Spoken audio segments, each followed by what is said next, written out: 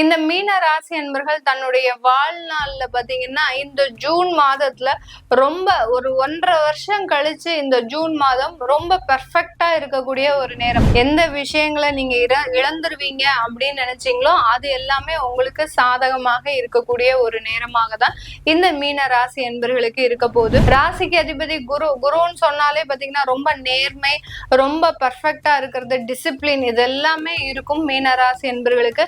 அதெல்லாம் கடந்த ஒரு 2 வருடமாக மூட்டை கட்டி தான் வச்சிருக்கிறீங்க.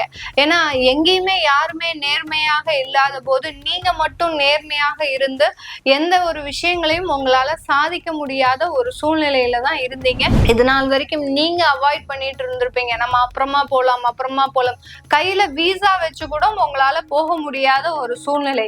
இந்த ஜூன் மாதத்துல அதற்குண்டான ஒரு முயற்சிகள், அதற்குண்டான ஒரு வெற்றிகள் எல்லாமே கிடைக்கக்கூடிய ஒரு மாதமாக தான் இந்த மாதம் அமைய போகுது. நீங்க திருமண முயற்சிகள்ல இந்த மீன ராசி என்பவர்கள் ஈடுபடலாமா அப்படின்னு கேட்டீங்கன்னா கண்டிப்பா அதுல ஈடுபடலாம்.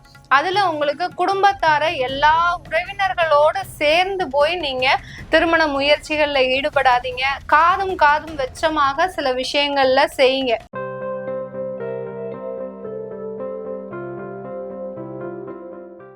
மீன ராசி அன்பர்களுக்கு இந்த ஜூன் மாதம் ஒரு மென்டலி ரிலீஃப் ஆகக்கூடிய ஒரு டைமா தான் இருக்கும். ஏன்னா உங்களுடைய ராசியிலிருந்து ராகு பகவான் வெளியேறிட்டாரு. சில விஷயங்கள்லாம் தடையாக இருந்த விஷயங்கள் எல்லாமே ரொம்ப ஆறுதலாக நடக்கக்கூடிய ஒரு விஷயமாக இருக்கும், நேரமாக இருக்கும். எந்த விஷயங்களை நீங்க இழந்துருவீங்க அப்படின்னு நினைச்சீங்களோ அது எல்லாமே உங்களுக்கு சாதகமாக இருக்கக்கூடிய ஒரு நேரமாக தான் இந்த மீன ராசி அன்பர்களுக்கு இருக்க போகுது.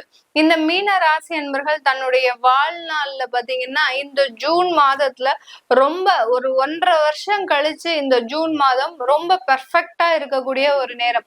ராசிக்கு அதிபதி குருன்னு சொன்னாலே பாத்தீங்கன்னா ரொம்ப நேர்மை, ரொம்ப பெர்ஃபெக்டா இருக்கிறது, டிசிப்ளின், இது எல்லாமே இருக்கும் மீன ராசி அன்பர்களுக்கு. அதெல்லாமே கடந்த ஒரு 2 வருடமாக மூட்டை கட்டி தான் வச்சிருக்கிறீங்க. ஏன்னா எங்கேயுமே யாருமே நேர்மையாக இல்லாத போது நீங்க மட்டும் நேர்மையாக இருந்து எந்த ஒரு விஷயங்களையும் உங்களால சாதிக்க முடியாத ஒரு சூழ்நிலையில தான் இருந்தீங்க.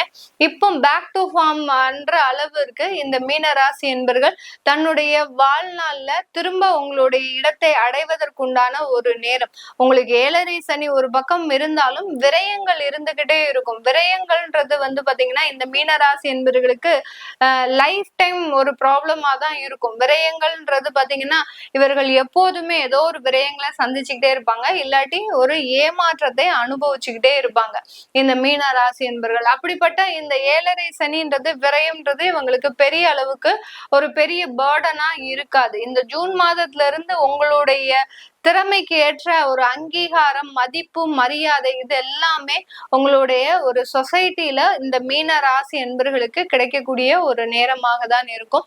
இந்த காலகட்டம் இந்த ராசி என்பர்கள் தன்னுடைய குடும்பத்தை ஒரு நேர்த்தியாக கொண்டு செல்லக்கூடிய ஒரு தருணம்.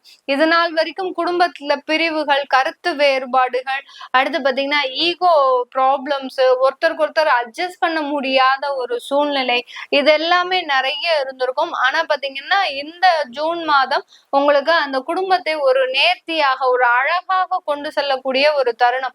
2ஆம் இடத்துல சுக்கிரன், இந்த 2ஆம் இடத்துல சுக்கிரன், 4ஆம் இடத்துல அந்த குரு பகவான். அதனால அந்த குடும்பத்திற்கு தேவையான சில விஷயங்களை செய்வதற்கு நீங்க ஒரு முனைப்போட இருக்கிறதுக்கு உண்டான ஒரு நேரமாக தான் இருக்கும். அதிகப்படியான இடமாற்றங்கள், நல்ல வளர்ச்சியை நோக்கி தான் பயணிக்கக்கூடிய ஒரு மாதமாக தான் இந்த ஜூன் மாதம் இந்த ராசி என்பர்களுக்கு இருக்க போகுது. ஒரு அழகான வீடு, ஒரு அழகான குடும்பம், ஒரு அழகான குழந்தைகள் அப்படின்னு சொல்லக்கூடிய அளவிற்கு இந்த ஜூன் மாதம் மிகவும் ஒரு அழகு வாய்ந்த ஒரு மாதமாக தான் இந்த மீன ராசி என்பர்களுக்கு இருக்கும். இந்த காலகட்டம் உங்களுக்கு வெளிநாட்டு வாய்ப்புகள் உங்களை தேடி வருவதற்குண்டான ஒரு நேரம். இது நாள் வரைக்கும் நீங்க அவாய்ட் பண்ணிட்டு இருந்திருப்பீங்க. நம்ம அப்புறமா போலாம், கையில வீசா வச்சு கூட உங்களால போக முடியாத ஒரு சூழ்நிலை. இந்த ஜூன் மாதத்துல அதற்குண்டான ஒரு முயற்சிகள், அதற்குண்டான ஒரு வெற்றிகள் எல்லாமே கிடைக்கக்கூடிய ஒரு மாதமாக தான் இந்த மாதம் அமைய போகுது.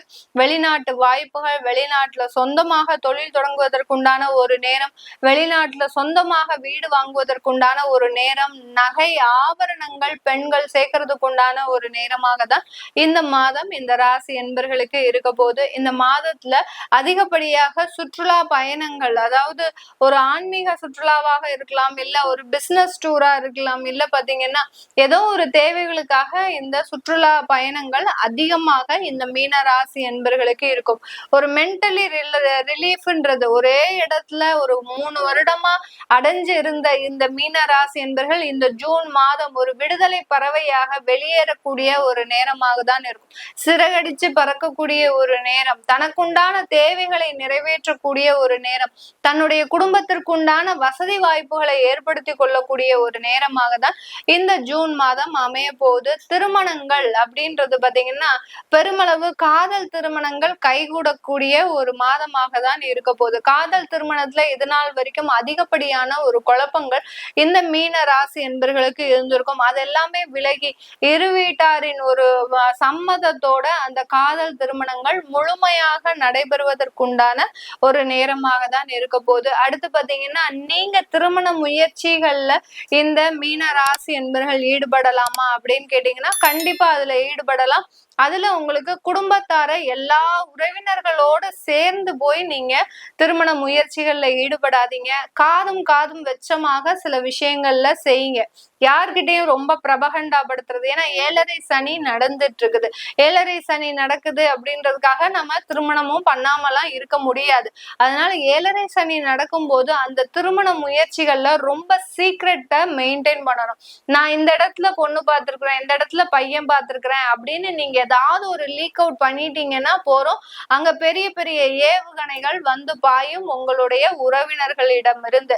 அதனால ரொம்ப சீக்ரசியை மெயின்டைன் பண்ணிக்கோங்க இந்த மீனராசி என்பர்கள். அப்படி மெயின்டைன் பண்ணும்போது கண்டிப்பாக அந்த திருமண முயற்சிகள்ல உங்களுக்கு 100% வெற்றிகள் இருக்கும்.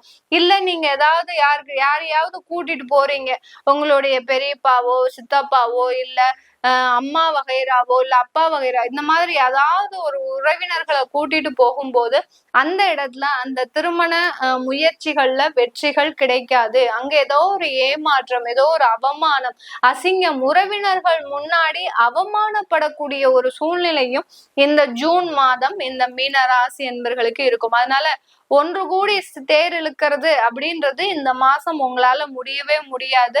நீங்க தனிப்பட்ட முறையில ஒரு தனிப்பட்ட ஒரு விஷயத்துல நீங்க செயல்படும் போது கண்டிப்பா அது உங்களுக்கு ஒன் மேன் ஆர்மியா நீங்க சில விஷயங்களை செய்யணும்.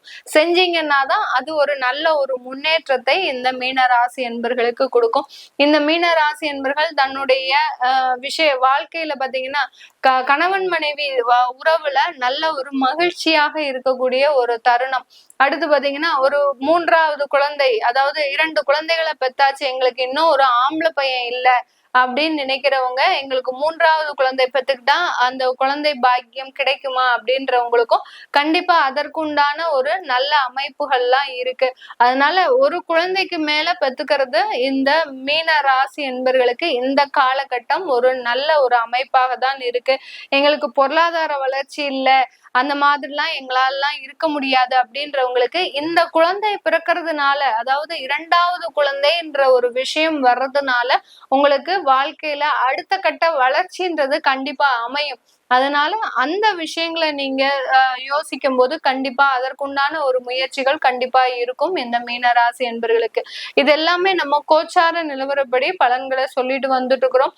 உங்களுடைய திசாபுத்தி சுயஜாதக பலன்களை பார்க்கணும்னு நினைக்கிறவங்க கீழே இருக்கிற நம்பருக்கு வாட்ஸ்அப்ல அப்பாயின்மெண்ட் வாங்கிக்கிட்டு நீங்க என்கிட்ட கன்சல்ட் பண்ணிக்கலாம்.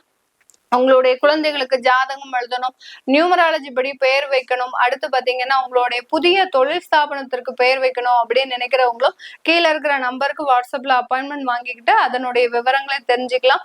உங்களிடமிருந்து விடைபெறுவது உங்கள் ஆஸ்ட்ரோ பூர்ணா. நன்றி, வணக்கம்.